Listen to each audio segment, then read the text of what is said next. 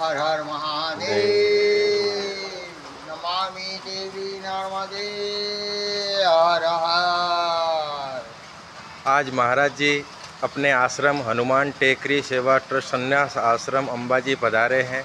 महाराज जी ने 3 बार संपूर्ण नर्मदा परिक्रमा पूर्ण की है, 12 ज्योतिर्लिंग के दर्शन किए हैं और 4 धाम की यात्रा पूर्ण करके फिर महाराज जी इंदौर से वापस निकले हैं। द्वारकाधीश के दर्शन करके आज अंबाजी पहुँचे। अंबाजी में दर्शन प्राप्त करेंगे। आज फिर आगे बढ़ेंगे। बाबा रामदेव जी जो कि राजस्थान जैसलमेर में स्थित है, बाबा रामदेव पीर के बड़े भगत हैं और आज वहां जाके अपनी यात्रा को समापन करेंगे।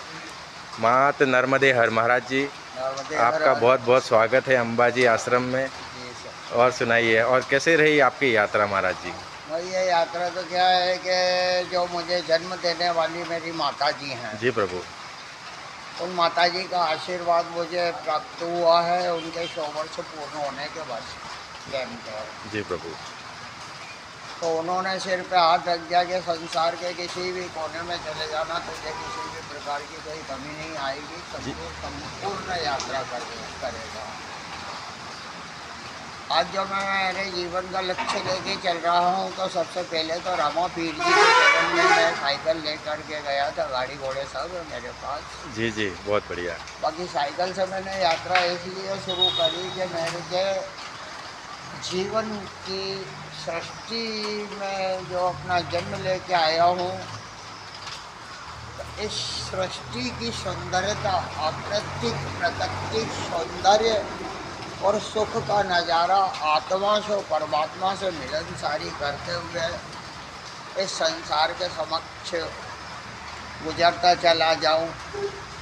जो मुझे आप लोगों से मान सम्मान मिलता है, तो उसी जीवन को मैं अपने जीवन के लिए धन्य मानता हूँ कि आत्मा ही एक ईश्वर है और आत्मा ही परमात्मा है। जी प्रभु। तो शरीर तो हमारा नाशवान है, शमशान जाकर के ही सुख पाता है आखिरी।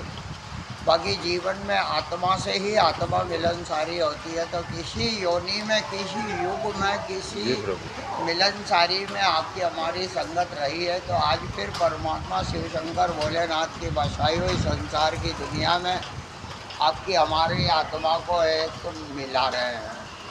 तो वही मिलनसारी आपके हमारे बीच में चल रही है, उसी मिलनसारी का सुख प्राप्त कर रहा हूँ और वही सुख मैं अपनी माता जी के दिए हुए आशीर्वाद का प्राप्त कर रहा हूँ आप लोगों के माध्यम द्वारा।